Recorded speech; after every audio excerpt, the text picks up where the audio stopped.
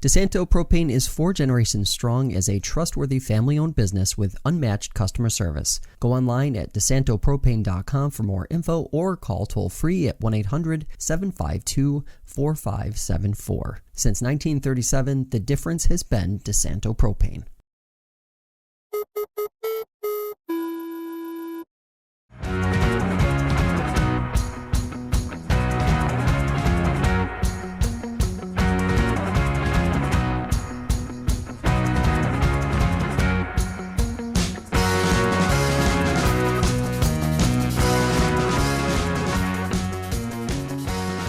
All right, everybody, welcome into Concrete Jungle, New York Baseball Podcast. I am Paul Russo. That is Kyle Evans. Interesting few days of baseball here, obviously, for both the Mets and the Yankees. We'll dive right on into that here. Kyle, good to see you as always. And we'll start on the Yankees side of things again here. Win the series. They get another series win. They beat Texas. They did end up sweeping Baltimore, but then get swept by the Brewers over the weekend. And I think that's really mainly where I want to start. Probably go take up the bulk of, I would assume, the conversation is going to be stuff from the Brewers series overall. But yeah, is it bad I'm going into this conversation just like thinking about how like the Yankees just like suck at fundamentals again?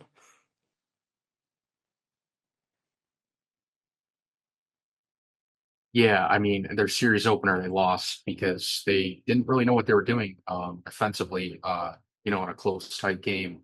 Tim Hill threw the ball to third when he should have threw the ball to first. They ended up getting walked off, the first of 2 walk-off losses back to back. And yeah, it just seems like the vibes kind of shifted in Milwaukee. Their offense wasn't putting up runs. The pitching, for the most part, I thought was okay. Um, but I mean, this happens too. They had been rolling, I think, winners of 16 of 19, and then this happened. And they're in Baltimore tonight to start a series. I know you'll get more into that later, but I just think it was just one of those rough series that all teams go through. Yeah, it was their second time getting swept this year. And only their third loss on a series total. So, I mean, again, in the overall sense, I kind of talk about each week, right? Overall, I don't, you don't really worry in the sense of like whatever, right? But yeah, just like kind of like one of those weird series, and the Brewers for themselves kind of conquered some demons against the Yankees, right? Like they did stuff that they haven't done to the Yankees since they themselves were an AL team. So I think maybe even numerically too, there might be some stuff where it's like, okay, maybe there is some overreaction because there's like this for the Brewers and organizational historic stuff kind of happening here. But like, yeah, like I'm not uberly concerned. Like you said, there still is really good positives to still kind of take away overall from the past week. Um, if anything, do maybe even there, do you go back to like the Texas series a little bit where it's like, again, Evaldi just has like the Yankees number and blah, blah, blah. But like, I don't know, even at this point, like Boone even talked about where it's like, I don't know, it is what it is with a guy who's a great pitcher and it's just baseball, maybe being baseball to a degree. Yeah, as I kind of mentioned a little bit ago, they had won 16 of their 19 games before the series, and 2 of those losses were to Nathan Eovaldi, who, if you look back to even years ago until now, I mean he's just absolutely owned them. A really low ERA, a lot of deep outings, and for whatever reason, even with different rosters, I mean they just can't figure him out. So yeah, that's why I wasn't really too concerned about this series either, because they had been rolling so much. And um, historically, they've been pretty good against the Brewers. I mean, you look at was it last year or two opening days ago, how they beat up on them. Um, and they also have had some sweeps in Milwaukee in recent years. So I don't know. It's just an odd series, but there are positives. I mean, Carlos Rodon just getting back onto a mound was big. Spencer Jones, I mean, I know a lot of people have mixed reactions on him, but for all those people that have been calling for him, there you have it. You got 2 games of him. one for seven. Like not really looking at the numbers too much though, because I mean, this guy just made his debut, and it's just sometimes it takes a little bit of time. But yeah, I just look forward to what's next. I don't really think too much about the series. Yeah, I think and we can kind of jump into a little bit of this other stuff here at this point. So San Dominguez, he's on the injured list. An AC joint sprain in his left shoulder, making that catch again into the wall in left field, which is now turned into a little bit of a space that I don't know. I don't want to get into like some deeper stuff here because I don't even want to bring up former player's name in question, but I think there is some fair maybe discussions to have about, the fence in left field. But yeah, I mean, that's what's opened the door here for Spencer Jones, right? And I don't know. I mean, I have my feelings about him overall, but like you said, I think for a lot of people who've maybe been banging the drum to bring him up, like he's gonna get some run here for the next perceived, at least the way it sounds, probably 2-ish weeks, give or take. So, well, maybe now it's like closer like the 10-day window, but like either way, um, yeah, just one of those things where I'm just like, okay, here we go. I've seen him in person this year in AAA, and I don't want to rehash something we talked about a month ago, essentially now, right? But it's like we'll see. I'm gonna hold overall judgment here for a few moments still, but like I would I would temper the expectations to a degree. Yeah, strikeouts are going to be a big part of his game, so fans got to understand that that's going to happen quite a bit. I mean, even when I think he had 41 runs batted in before he got called up in the minors, which is pretty crazy considering how early it is in the season. But then you look at the strikeouts too, and they're way up. So that's just what comes with it. It's kind of like another just big power hitter who, will hit the long ball, but will strike out a lot, and that's what they're getting in their lineup. And he had 7 at bats, 3 strikeouts, over the weekend in 2 games. So we'll see what happens. But they didn't call him up to sit the bench, so he'll be starting a lot. Then like you said, probably the next 10 days, who knows? What's gonna happen with Jason Dominguez. Yeah, I mean these type of shoulder injuries, um, the way they can linger sometimes is a big deal. So I would imagine they won't do any rushing if they don't have to on Dominguez. I think ultimately maybe the hope, right, is the guys you have can kind of platoon things out, right? Like I don't know. To me, I can't imagine even to this degree, right, where it's not some sort of combo of like Bellinger, Judge, Grisham for the most part in that sense, right? So, does Spencer Jones get those at bats at DH, right? Or I guess would it be? See, it's tough because right, Grisham and Bellinger are left-handed hitters like Jones, so it's like you can't even maybe do any true platooning either in that sense. So, obviously, it's going to be something to see be played out here between Baltimore and then more on this part in a little bit against the Mets this weekend. Um, quickly here too, I know you mentioned Rodon. I know he was pretty critical of himself after the game yesterday. It's always tough, right? I mean, you first game truly back big league wise, right?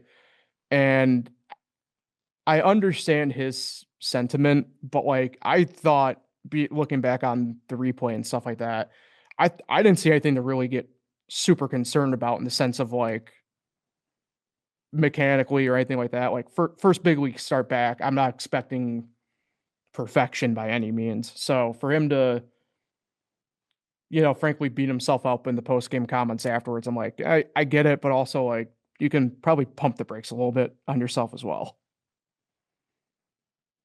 Yeah, he just had trouble with some control, walking the leadoff man in 3 of the 4 innings he pitched, or 3 of the first 4 innings he pitched.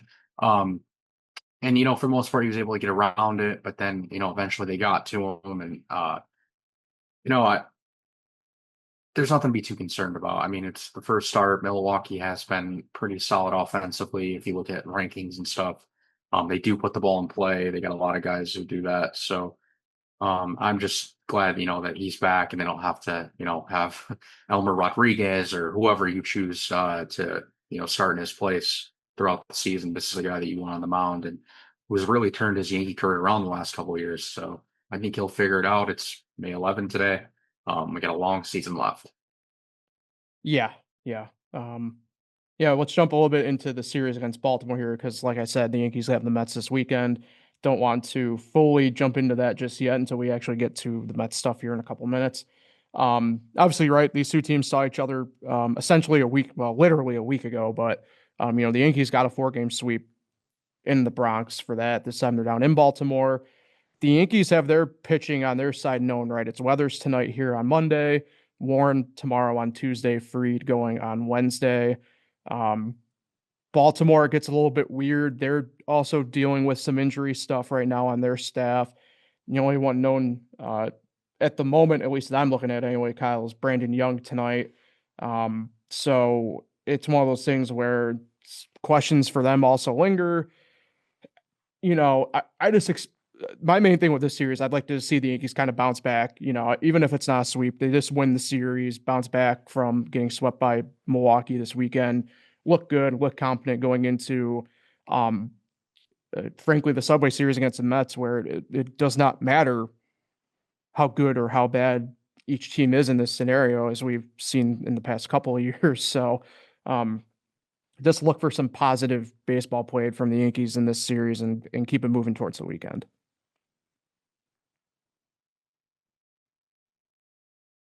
Yeah, and remember, they just played Baltimore about 10-ish days ago, you could say, and outscored them 27-9. Their pitching had no answer. And now, like you said, you look at the starters for tomorrow and Wednesday, and they don't even have any listed because they're just dealing with a lot of stuff, different call-ups and stuff. So yeah, I mean, I would expect them to go in and really take care of business in Baltimore. If you look right now at the standings, it's kind of crazy. They're 8 games behind the Yankees entering the series. The Yankees could really put them back, double digits with a good series here. Yeah, it'd be nice. So, um, yeah, let's get over to the Mets stuff here for the moment. Um, I don't know how I fully want to kind of tackle this at the moment, Kyle, because they've had some interesting stuff again happen this past week. Um, my phone, there we go, finally got to kind of load up here and everything. Um, I think if you're the Mets, you again,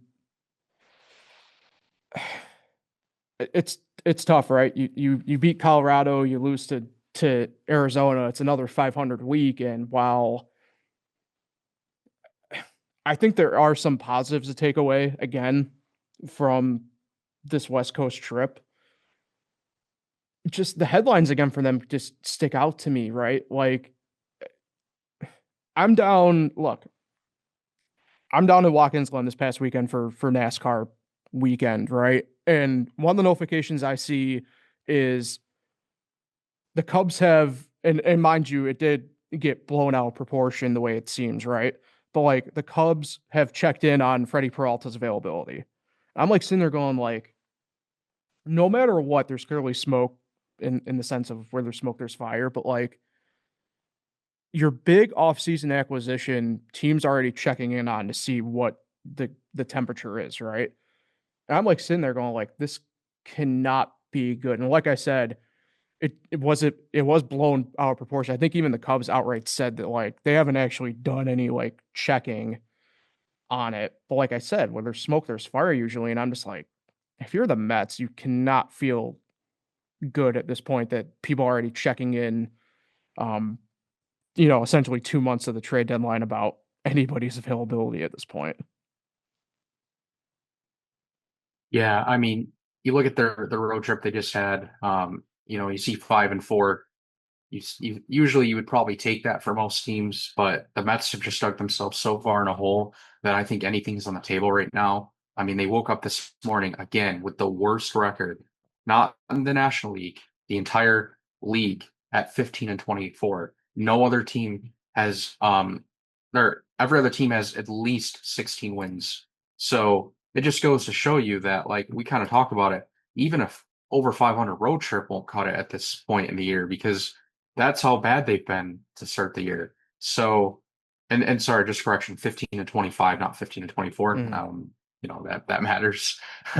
But yeah, so I don't even know what's going to happen. I mean, the trade deadline is so far away. I get that moves will happen or could happen before that, but I'm just wondering how bad could it get? How bad could their record be and where they're at by that trade deadline? I mean, it's May 11th and we're talking the worst team in baseball. It's stunning. Yeah, and I think even today too, I saw about how like the Mets are now back to being a 500 team since 2000. Like it's just one of those things where it's like we're like we are saying, it's May 11th, and I don't know. It's just one of those things where it's kind of mind blowing to me that like you can't.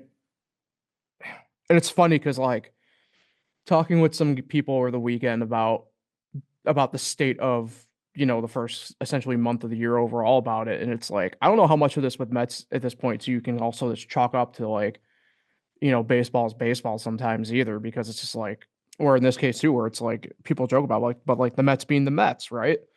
And I don't know. I know I said this over the weekend to a buddy too. It's like because he asked me about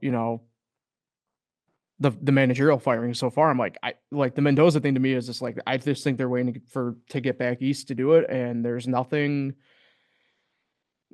obviously today, and I just it's very clear to me anyway after Juan Soto's post game comments again, where it's just like there's just nothing like where's the substance here? Like there's no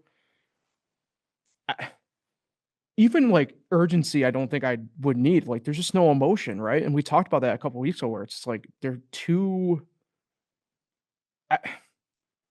like it's too level headed, but for all the wrong reasons right now. And that part to me still is the part that sticks out, where it's like, how can you go and you have this momentum, right? Coming off, for example, the Colorado series, you go to Arizona, who was in a similar boat to Colorado, and you drop that series.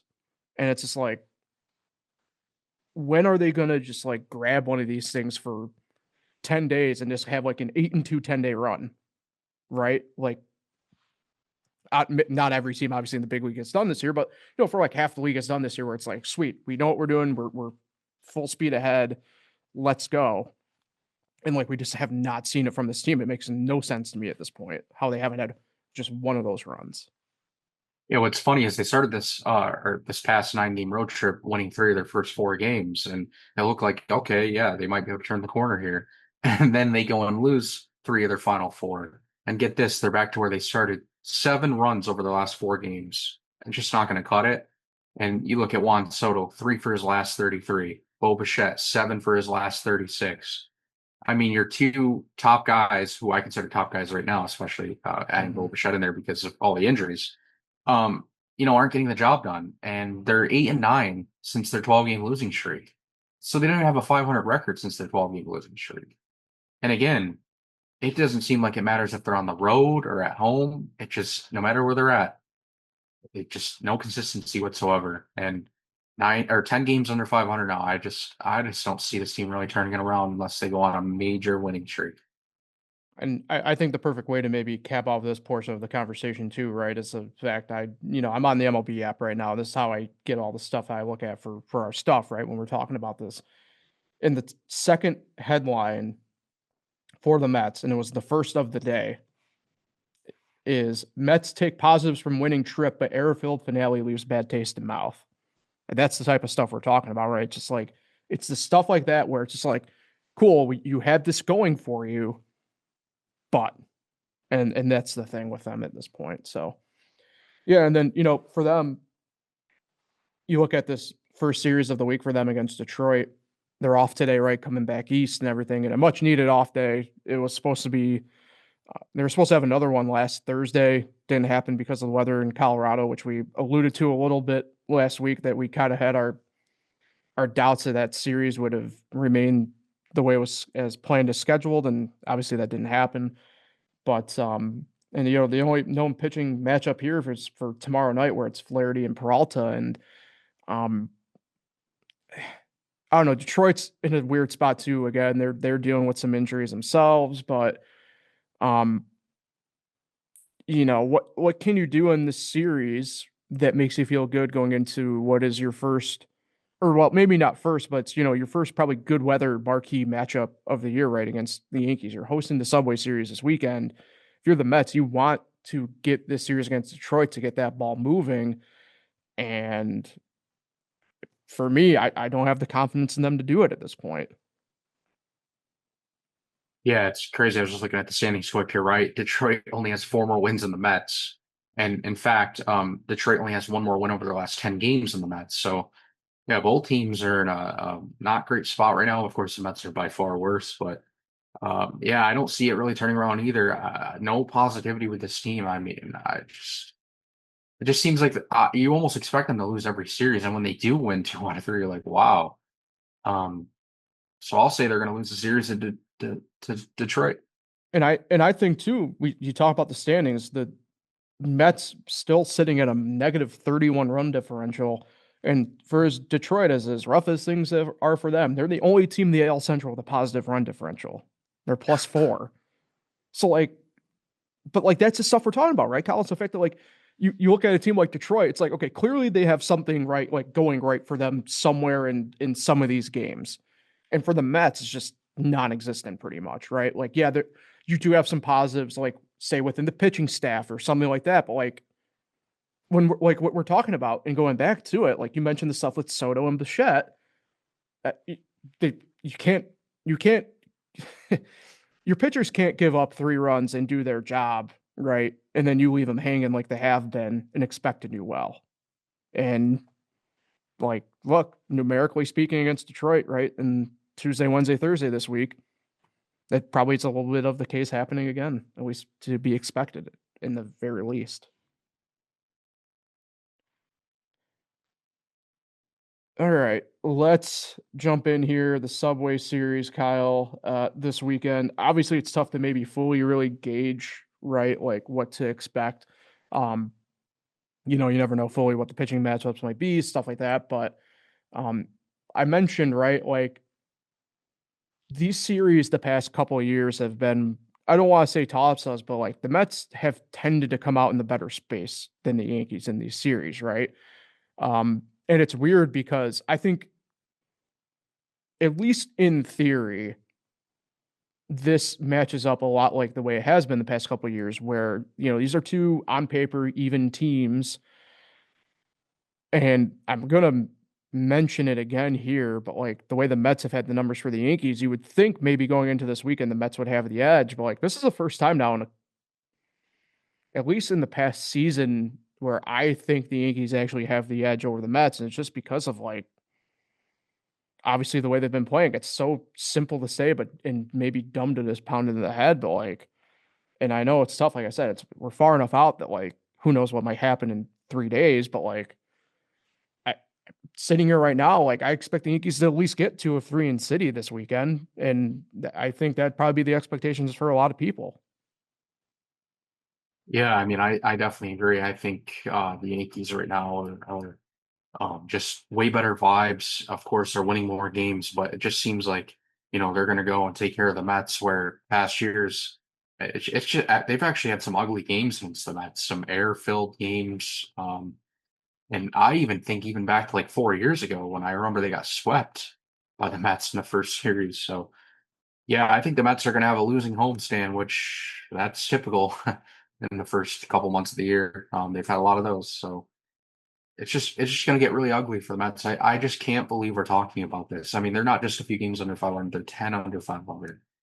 I can't even believe it with the roster and the payroll and what they did last year by missing the playoffs. Yeah, and again, I don't condone, I don't actually say whatever here in the sense of like they should fire Mendoza, but like I genuinely at this point, if this week really goes awry at this point, I think you pull the trigger. I mean, I keep saying it now week after week, but like I just I don't know, kind of am stunned he's still employed, and it sucks because I do have a lot of respect for him, but it's not working, right? It's something you mentioned a couple weeks ago, right? The message is just not getting through, and I don't know, maybe this weekend will, if things go bad for him, will be the final nail in the coffin. Yeah, and all you have to do is look at their divisional opponent, the Phillies. I mean, they've made two manager changes in the last what 8 years that have worked out. Yeah. Um, and I mean, I'm sure there's another example from another organization that I'm not thinking of, but at least like just shake something up. I don't know how you can just stand there and do absolutely nothing. And it just seems like that's what they're okay with, and they're blaming it still on the players, which obviously, yeah, the players have to perform, but at the same time, the players aren't the one putting the roster together. I mean, they literally got rid of two of their best hitters and replaced them with two guys that are both essentially on the injured list right now. Mhm. And when they were healthy, it gave them nothing when they were on the field. So that's a big whiff by management. David Stern, Steve Cohen. I'm sure they've had lots of conversations about it. So I don't know. I don't know what you do. It's bad other than firing the manager.